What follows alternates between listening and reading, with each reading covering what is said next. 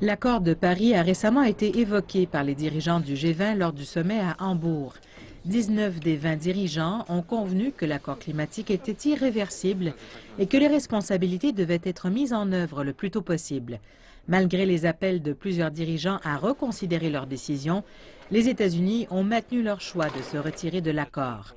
Alors que les moyens de construire un meilleur avenir énergétique étaient discutés lors du Conseil mondial du pétrole, l'accord de Paris a également été pointé comme une question importante. En tant qu'un des principaux producteurs mondiaux d'émissions de carbone, la décision des États-Unis de se retirer est clairement significative. Certains dirigeants de l'industrie pétrolière soulignent que l'engagement des pays restants ainsi que l'engagement des entreprises mondiales sont tout aussi importants. J'espère que les États-Unis reviendront sur leur position, mais je pense qu'il y a l'Europe, la Chine, l'Inde qui se sont engagés. Ces trois régions représentent plus de 50% des émissions.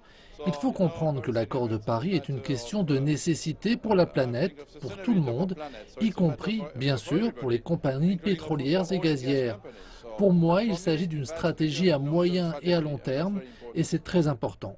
Mis à part les États-Unis, d'autres pays pourraient créer des obstacles dans la mise en œuvre de l'accord. Dans son discours prononcé au sommet du G20 à Hambourg, le président turc Recep Tayyip Erdogan a déclaré que la Turquie ne soutiendrait pas l'accord si les promesses faites par l'ancien président français François Hollande n'étaient pas tenues.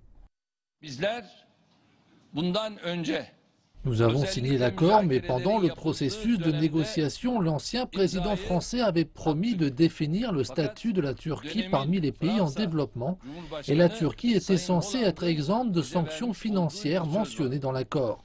L'accord ne sera pas voté par notre Parlement si cette promesse n'est pas tenue. On ignore si la Turquie envisage sérieusement de compromettre l'accord, comme l'a sous-entendu le président Erdogan. Et alors que le retrait des États-Unis a créé un obstacle au processus, il semble que les dirigeants dans le domaine de l'énergie soient déterminés à y adhérer.